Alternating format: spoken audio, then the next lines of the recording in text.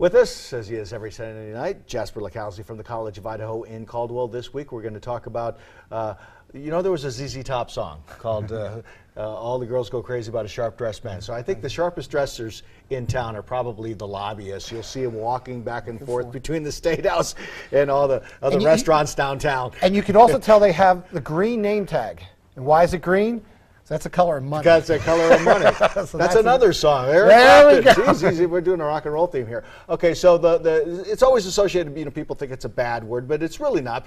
Lobbyists represent their clients who are businesses, entities that are trying to influence the state lawmakers into voting their way. Yeah, but Americans have had, since the beginning of America, have hated interest groups. We go back to James Madison, and his arguments were about factions, the mischief of factions and such. So we've always not liked them.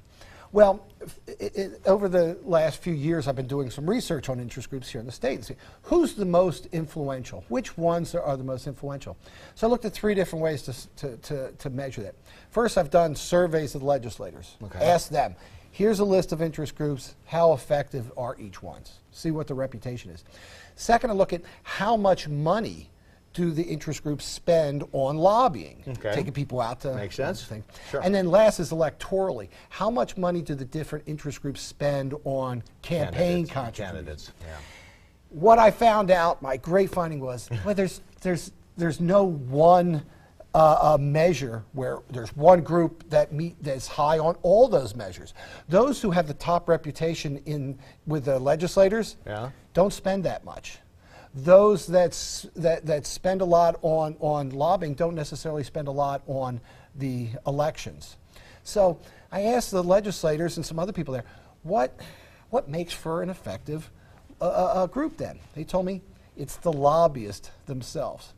And you think get to know them face to face. Yes, and it's important. The most important thing with the lobbyist, according to the legislators, is credibility. Are they honest? Are they sincere?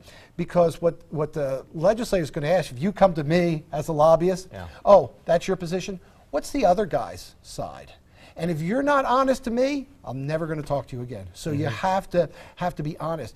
And the reason lobbyists and interest groups are so important in the Idaho State Legislature is our legislators don't have any individual staff.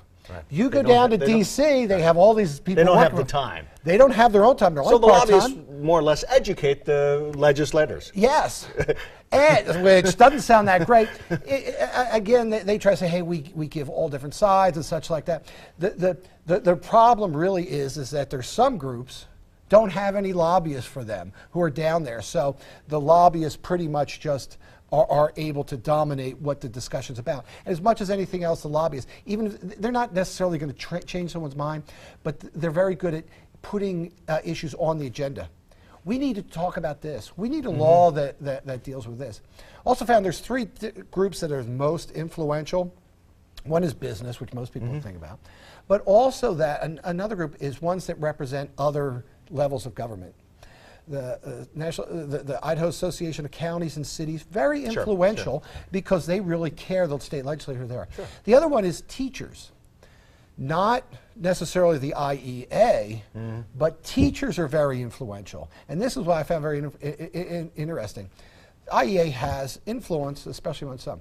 But individual teachers, when they go and they come to the legislature, they have a lot of influence. And what we see is, people, and especially legislators, not that crazy about the teachers union, but they love their local teachers. And you go to any small town, who are the real opinion leaders? It's the teacher. I love my kid's teacher. I don't like the union, but I love my kid's teacher, and they can be very effective. All right, we are out of time for this segment. Thank you, Jasper. As always, we'll be back next week.